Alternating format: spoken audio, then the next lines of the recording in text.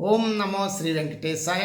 मैं professor S Narayan Raju YouTube channel में आप सबका मैं स्वागत करता हूँ। नाटकों से संबंधित, खासकर आधुनिक हिंदी नाटकों से संबंधित विभिन्न विषयों की इस श्रृंखला में आज मोहन राकेश के एक एकांकी तथा बीज नाटक, अर्थात इस एकांकी संग्रह का नाम है अंडे के छिलके अन्य एकांकी तथा बीज नाटक। इससे संबंधित मैं जानकारी देना चाहता हूँ।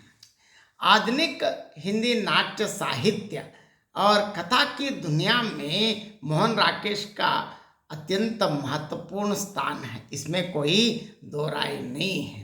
खासकर हिंदी रंगांदोलन को एक नई गति और समृद्धि देने में उनकी निर्णायक भूमिका रही है।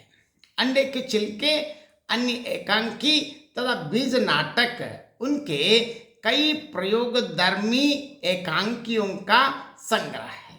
प्रयोगशीलता को मोहन राकेश रंगमंच की भाषा और उसके मानवीय पक्ष की समृद्धि से जोड़कर देखते थे, अर्थात रंगमंचीय उपकरणों को न्यूनता के बावजूद कठिन से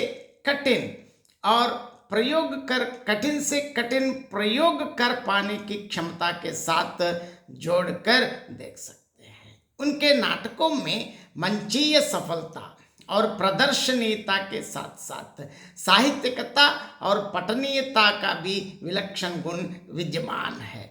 उनमें उन दोनों विशेषताओं का अद्भुत सामंजस्य हुआ है। नाटकों को पठ्य मानने का ही यह परिणाम है कि उनके नाट्य संवादों और रंग निर्देशों की भाषा में कोई अंतर नहीं है।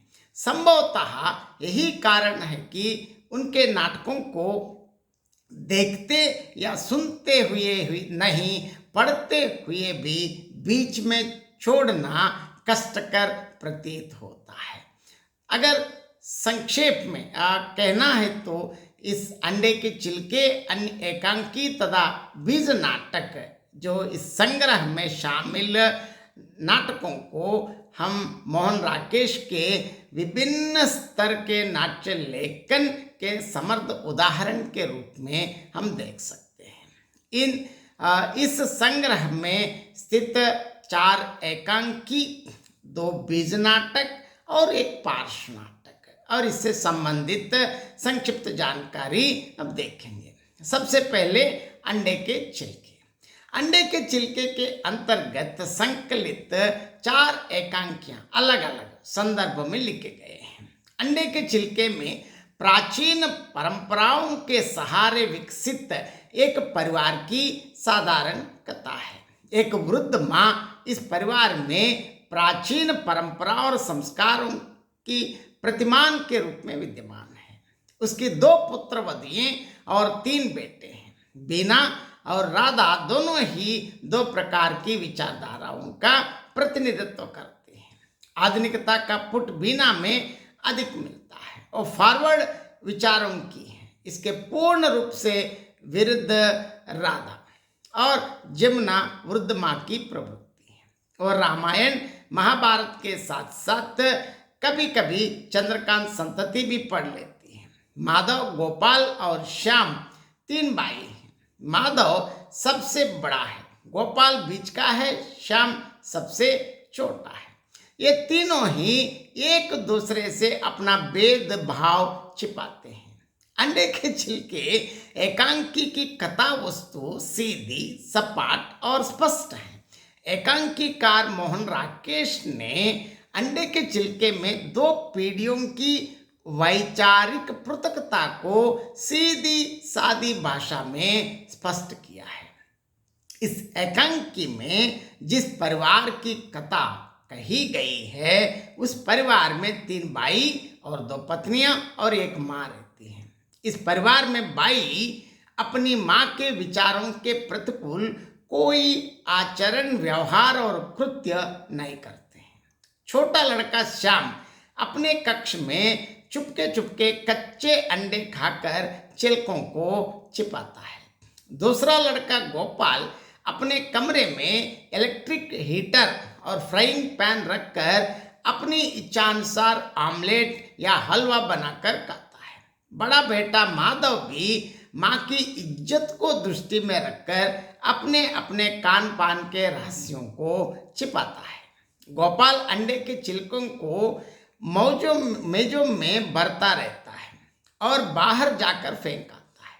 माधव से गोपाल, श्याम, दोनों से राधा और बीना भी परस्पर इन सब के भेदों को एक दूसरे से छिपाती है। बीना कुछ अधिक पढ़ी लिखी तथा फॉरवर्ड होने के कारण वो कहती है कि जो भी करना है उसे छिपाने की जरूरत ही क्या है, इसकी छिपाने की आवश्यकता क्या है।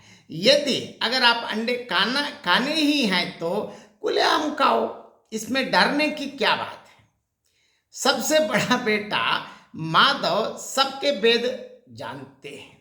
एक दिन अंडे का हलवा बन रहा था, तब राधा, जमुना माता जी आ जाती हैं। सब लोग घबराकर जल्दी से जल्दी छिपाने का प्रयास करते हैं। अंडे के छिलकों को ऊपर जंपर में डाल दिया जाता है तथा फ्राइंग पैन में जो है उसे भी ढक दिया जाता है।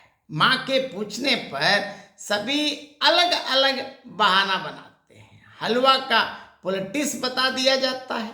माँ के जाने के बाद माधव भैया आते हैं। गोपाल छिलकों को टोपी या कोट की जेब में डालने के लिए कहता है। माधव उस वाक्यांश को सुन लेता है और कहता है कि देखिए माधव क्या कह रहे हैं, क्यों भाई क्या भर रहे हो कोट की जेबों में, मकाई मेरे ना देखने की चीज तो नहीं। गोपाल का उत्तर देखिए हताश भाव से, आइए आइए भैया आ जाइए, मैं यूं ही जरा इन लोगों से मजाक कर रहा था। माधव मजाक कर रहे थे कि छिलके तुम्हारी जेब में छिपा दिए जाएं। यहाँ इसका अर्थ यह है कि माधव सब रहस्यों से परिचित है। उसकी स्वीकारोक्ति इस प्रकार है, भैया सब जानते हैं राजा, वे यह भी जानते हैं कि तुम्हारे बाएं हाथ की उंगलियां किस तरह पीली हुई हैं।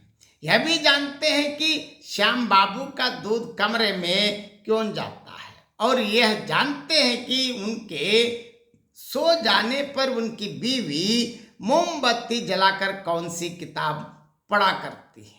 उनके मुंह से ये बात सुनकर सभी अचंभे में पड़ जाते हैं। माधव अंत में इस रहस्य का उद्घाटन भी करता है कि अम्मा से ना कहूं हंसकर, तुम समझते हो कि अम्मा यह सब नहीं जानती।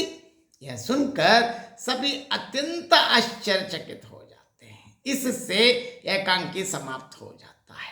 वास्तव में अंडे के छिलके एकांकी स्वातंत्र्योत्तर भारत में क्रमशः आने वाले मूल्य विघटन को मूर्त करता है। इस संग्रह के जो दूसरे जो एकांकी सिपाही की माँ, देखिए सिपाही की माँ अंडे के छिलके संकलन का दूसरा महत्वपूर्ण एकांकी है। इसमें युद्ध द्वारा सामान्य जन जीवन पर पड़ने वाले प्रभाव को करुण वातावरण में प्रस्तुत किया गया है। यह एकांकी एक सर्वथा भिन्न कथा वस्तु को लेकर चलता है। 2 अंकों में विभाजित यह एकांकी गांव के जीर्ण शीर्ण परिवार को लेकर चलता है, जहां माँ पुत्री के विवाह हेतु धन जुटाने के लिए अपने एकमात्र पुत्र मानव को युद्ध की विषैली अग्नि में झोंक देती है। एकांकी की मूल भावना शीर्षक से ही स्पष्ट हो जाती है। इसमें एक स्नेहिल माँ के मन की भावनाओं को लिपिबद्ध किया गया है। इसमें माँ अपने पुत्र का वियोग सह रही है, क्यों ना सहें। उसका बेटा दुश्मन के दांत कट्टे करने के लिए लड़ाई के मैदान में लगा हुआ है। माँ का सरल हृदय अपने बेटे के लिए इंतजार करती है। उसके अनेक इरादे हैं, लेकिन हर दिन युद्ध से संबंधित समाचारों से उसका मन टूटता जाता है। वो प्रतिदिन आशा रूपी किरण मन में लेती है, परंतु शाम होते या ना होते वो किरण भी विलीन हो जाती है। परिणामतः माँ के मन पर निराशा रूपी अंधेरा गिर जाता है। और एक दिन स्वप्न में बेटे से बातचीत करती है और स्वप्न को सत्य मानकर उसके मृत्यु हृदय में छिपी भावनाओं का उद्घाटन भी करती है। वह अत्यंत ममतालु भी है, इस माँ की एक पुत्री भी है। वह बाई की चिट्ठी के लिए हर दिन प्रतीक्षा करती है। पुत्र की प्रतीक्षा और साथ साथ बाई के आगमन की प्रतीक्षा में बहन जीने लगती है। इस एकांकी का अंत भी माँ की असहाय व्याकुलता के साथ होता है। इसमें दो सिपाहियों के संघर्ष से युद्ध का वातावरण सजीव करने के साथ साथ एक सिपाही के जीवन की करुण परिणति पर भी प्रकाश डाला गया है। अब तीसरा, प्यालियां टूटती हैं। इस मोहन राकेश ने इस एकांकी में उच्च मध्य वर्ग की स्थिति, परिस्थिति और मनस्थिति का अंकन किया है। प्यालियां टूटती है मीरा, माधुरी, दीवानचंद और भोलानाथ इसमें प्रमुख पात्र हैं। घर की मालकिन है माधुरी, वह हीन ग्रंथि से पीड़ित है, लेकिन उसका घर आधुनिक साज सज्जा से सुशोभित है और उसका रहन सहन स्तरीय है, परंतु उसके मन में इंफीरियरिटी कॉम्प्लेक्स है। मिस्टर मेहता और मिसेज मेहता को अपने घर निमंत्रित करके माधुरी भी घबरा रही है और दबी दबी सी रह रही है। माधुरी की घबराहट के दो कारण हैं। एक तो मिसेज मेहता नखरे वाली औरत है और सब ठीक ठीक रहने पर भी कुछ ना कुछ मीन मेट निकाल ही देती है। इसके साथ साथ दूसरा कारण यह है कि पार्टी की तैयारी में उनके हाथ से प्यालियां टूट रही हैं, जो माधुरी की दृष्टि में एक बड़ा अपशकुन है। इस मामले पर मीरा से चर्चा भी करती हैं। देखिए, माधुरी कहती है कि जब एक के बाद एक इस तरह प्यालियां टूटती हैं तो जरूर कोई ना कोई अनिष्ट होता है। इसके बाद एक के बाद एक निरंतर प्यालियां टूटते जाना माधुरी की घबराहट को और भी बढ़ा देता है। इसी समय दीवान चंद के आने की सूचना मिलती है। दीवान चंद मीरा और माधुरी के जीजाजी थे। वे अनपढ़, सीधे और गंदे कपड़े पहनने के कारण इस घर में अवांछनीय माने जाते हैं। माधुरी को दीवान चंद का इस समय अर्थात पार्टी के समय आना अच्छा नहीं लगता है। परिणामतः माधुरी का मूड खराब हो जाता है और घबराहट और बढ़ती है। वे दीवानचंद, भोलानाथ, माधुरी और मीरा से बातें करते हैं। ये सभी उन्हें जल्दी से जल्दी विदा करना चाहते हैं, लेकिन वे देर लगा ही लेते हैं। माधुरी जल्दी जल्दी उनके लिए चाय का प्याला देती है और घड़ी देखते रहती है और कि मिसेज मेहता के आने का समय हो गया है। उस समय हर क्षण बड़ा भारी प्रतीत होता है। अंत में किसी न किसी तरह उन्हें घर के दूसरे दरवाजे से विदा किया जाता है, परंतु आगंतुक उन्हें देख ही लेते हैं। इस एकांकी का कथानक दीवानचंद के विभाजनोपरांत हुई करुण स्थिति को लेकर चलता है। मोहन राकेश के रचना संस्कार में विभाजन के पश्चात होने वाला जो दुर्दशा का परिचय अनेक स्थलों पर यथार्थ रूप में मिलता है। इस रचना में स्वतंत्रता के पश्चात सहसा ही धनी बन जाने वाले वर्ग की खोखलेपन को उजागर किया गया है। इस एकांकी के सभी चरित्र माधुरी, मीरा और भोलानाथ अपना स्वतंत्र व्यक्तित्व रखते हैं। वे अवसरवादी, भावना शून्य तथा पश्चिम के अनुकरण पर स्वयं को सुसभ्य एवं आधुनिक मानने वाले वर्ग के प्रतीक हैं। इस वास्तविक प्रारंभ और अंत दीवानचंद के आगमन और अनपूर्ण प्रस्थान के साथ हो जाता है। इस एकांकी में भी नाटककार की भाषा पर सशक्त अधिकार लक्षित है। प्यालियां टूटती हैं। एकांकी स्वतंत्रोत्तर भारतीय परिवेश में तेजी से समाज में होने वाले संबंधों के विघटन को मूर्त करता है। टूटती प्यालियां टूटते मानवीय संबंधों का सशक्त प्रतीक है। बहुत बड़ा सवाल आज प्रत्येक क्षेत्र में छाने वाली नौकरशाही की निष्क्रियता का परिचायक है। यह एकांकी अंडे के छिलके में संकलित चौथा एवं सर्वाधिक सटायरिकल है। और देखिए, इसमें कथा नहीं, कथांश है, घटना नहीं, घटनात्मक संकेत हैं। आधुनिक युग की मीटिंग्स, सभा, सोसाइटियों और यूनियंस पर करारा व्यंग्य इस एकांकी में किया गया है। लेखक की यह मान्यता है कि प्रजातांत्रिक प्रणाली ने सारे सामाजिक सिस्टम को गड़बड़ दिया है।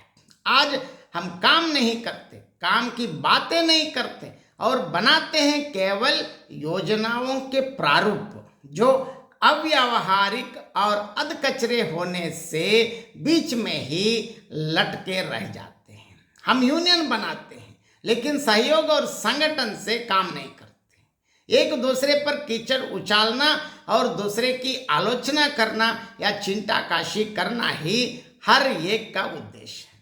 हम व्यक्तिगत स्वार्थ और संकीर्ण विचारधारा, अपने मन की गलीज क्षुद्रताओं का प्रदर्शन सामाजिक कार्यक्रमों में भी करते हैं। इसका सबूत हमें एकांकी में वर्णित उस मीटिंग से मिल जाता है जिसे low grade workers welfare society ने ऑर्गेनाइज किया है।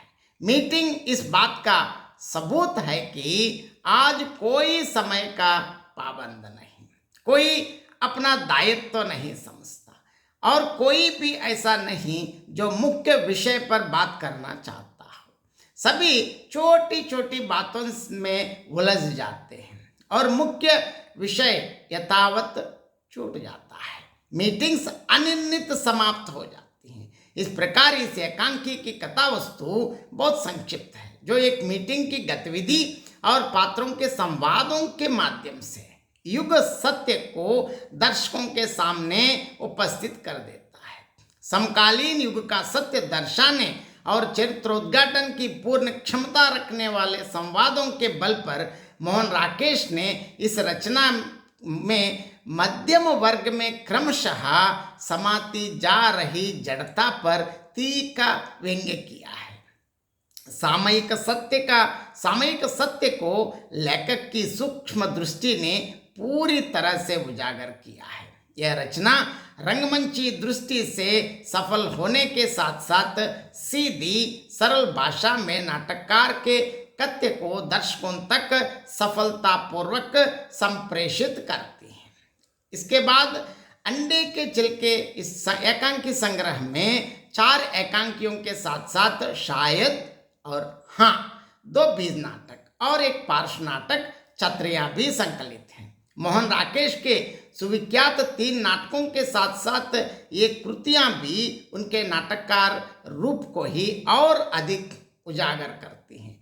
इनमें वाद संवाद की भाषा से सभी निरर्थक अंश निकालकर दूसरे के लिए उनकी अर्धवत्ता को इसी कारण पाइना और सामर्थ्यवान करने के प्रयोग में 2 बीज नाटक तथा छत्रिया नाम का एक पार्श्व अन्य नाट्य प्रयोग, जिसमें मंच पर भाषा के उपयोग को उन्होंने पार्श्व से आने वाली आवाजों के आधार पर प्रायः नगण्य सा सिद्ध कर दिया है। ये सर्जनाएं सिद्ध करती हैं कि मोहन राकेश जयशंकर प्रसाद के बाद के हिंदी नाट्य क्षेत्र के गतिरोध को तोड़ने में 100% सफल हुए। मोहन राकेश का महत्व केवल इस दृष्टि से नहीं बल्कि उनके कृतित्व की दृढ़ नींव पर चिरस्थायी रहेगा। मोहन राकेश के दोनों बीज नाटकों के कथ्य व शिल्प का विश्लेषण करने पर यह स्पष्ट हो जाता है कि आधुनिक युग के पारिवारिक विघटन, व्यक्ति के अकेलापन, मानवीय संबंधों और जीवन मूल्यों के जिस विघटित रूप को आधे अधूरे में मूर्त करने का प्रयत्न किया गया है, उसी का पूर्व एवं संक्षिप्त रूप इन दो नाटकों में बीज रूप में दिखाई देता है। इस बीज नाटक में आधुनिक दाम्पत्य जीवन की ऊब, उदासी, निराशा और खालीपन की स्थिति को दो पात्रों के माध्यम से निरूपित किया गया है। पुरुष विवाह के पहले जो चहकता था, खुश रहता था, पूर्णत्व के साथ जीता था, वही पुरुष विवाह के बाद काली और अकेलापन अनुभव करता है।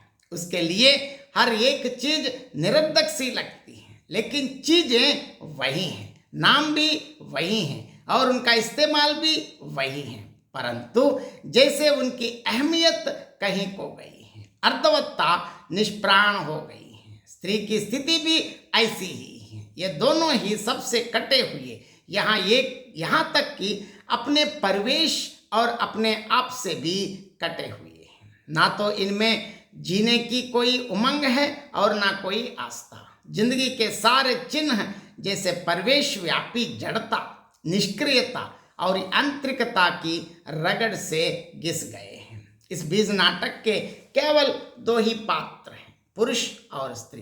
पुरुष उदास और उबा हुआ, लेकिन स्त्री उसका कारण जानने पर भी जानना नहीं चाहती और वह कहता है तो उसे ना सुनकर और कोई प्रसंग छेड़ देती है। पुरुष अनचाहे मन से उस प्रसंग को भी उपेक्षित कर देता है और तीसरी बात छेड़ देता है। इस कश्मकश के लिए ये दोनों पात्र अपनी खाली जिंदगी में दरार पर दरार अंतराल पैदा करते जाते हैं। उसके मन में कोई स्थिति स्पष्ट नहीं है, इनका निश्चयात्मक निर्णय कोई नहीं है, इसलिए सब कुछ शायद बन गया है। मध्यवर्गीय दाम्पत्य जीवन की उबाऊ और कालीपन का बोध कराने वाली संवाद योजना बिखरी होकर भी कहीं भीतर ही भीतर एक असंगति से जुड़ती दिखाई देती है। यह कृति प्रयोगशील नाटककार के रूप में मोहन राकेश की रचना धर्मिता और उनके नाट्य शिल्प के नूतन आयामों को उजागर करती है। और हाँ, बीज नाटक में भी दो पात्र हैं, पप्पा और ममा, के माध्यम से ही स्त्री पुरुष के जीवन की ऊब, विसंगति और अलगाव की स्थितियों का निरूपण किया गया है। मोहन राकेश ने पूर्ण रूप से कोशिश की है कि इसे पूरी ईमानदारी से स्पष्ट कर सके। पप्पा बीमार हैं, यह बीमारी ऐसा रोग है कि उसको खाए जा रहा है, उसका पूरा ख्याल रखती है ममा, परंतु फिर भी वो एक रिक्तता, एक कालीपन का बोझ लिए जिंदगी के शेष क्षणों को काट रहा है। उसकी नामहीन बीमारी ने उसे बाहर और भीतर दोनों ओर से तोड़ दिया है। ममा की हर बात का जवाब सिर्फ हाँ। इससे ममा पीड़ित और विवश भी हैं। पापा काफी अरसे से बीमारी से पीड़ित हैं, किंतु क्या करें, उसके पास कोई उत्तर नहीं है जो उसे जीवन दे सके। उसे जीवन के प्रति आस्थावान बनाए रखने का कोई ऐसा साधन ममा के पास नहीं है। वो अपने जीवन के प्रति आश्वस्त नहीं है। उसका विश्वास है कि मेरा जनाजा निकलेगा, इस पर देख लेना तुम। इस बीज नाटक में सामान्य स्तर के परिवेश में समरसता एवं उदासी के कारण लोगों की निष्क्रिय एवं निराशापूर्ण जिंदगी के उबे हुए क्षणों की मार्मिक अभिव्यक्ति दी गई है। अब अंतिम इसमें है छतरियां पार्श्व नाटक। छतरियां हिंदी नाट्य क्षेत्र में एक नया प्रयोग है। छतरियों को आलोच्य नाटककार मोहन राकेश ने पार्श्व नाटक नाम दिया है। इस नाटक में समस्त समाज, परिवेश, राष्ट्र और देशव्यापी समस्याओं को एक व्यक्ति के माध्यम से ही चित्रित किया गया है। इसमें मोहन राकेश ने ध्वनियों के सहारे से भाषा, भूख, रोजगार, मर्यादा, मूल्य और मानवीय स्थितियों पर मंडराते संकट को चित्रित किया है। अनेक आवाजों के बीच एक पुरुष कंठ की आवाज सामने आती है, जो युग के संकट, मूल्यों के विघटन, प्रश्निल जीवन और समस्याकुल संसार को प्रतिध्वनित करती हैं। अनेक ध्वनियों में से एक ध्वनि ही सारे परिवेश को शब्दबद्ध करती प्रतीत होती है। संविधान सभाएं, सूदखोर, खादी ग्रामोद्योग, अंतरिक्ष यान चाबी के बंदर, चांद की चट्टान, गेहूं, रोजी मिर्गी और शिल्प की दृष्टि से कथावस्तु, चित्रण और संवाद के अभाव में केवल नेपथ्य की ध्वनियों के आधार पर चलने वाला छत्र या पार्श्व नाटक हिंदी नाटक को सर्वदा एक नए आयाम से जोड़ता है। वो मनुष्य ही इस नाटक का केंद्र बिंदु है, जो वर्तमान यांत्रिक युग में मानवता से दूर होकर भ्रष्टाचार तथा नाना विषमताओं से अपने अस्तित्व की रक्षा में उलझा हुआ है। आधुनिक युग के विसंगति पूर्ण परिवेश में अपने अस्तित्व की रक्षा हेतु संघर्षरत, संशयग्रस्त एवं बेचैन व्यक्ति की जिंदगी को यथार्थ रूप से यह नाटक प्रस्तुत करता है।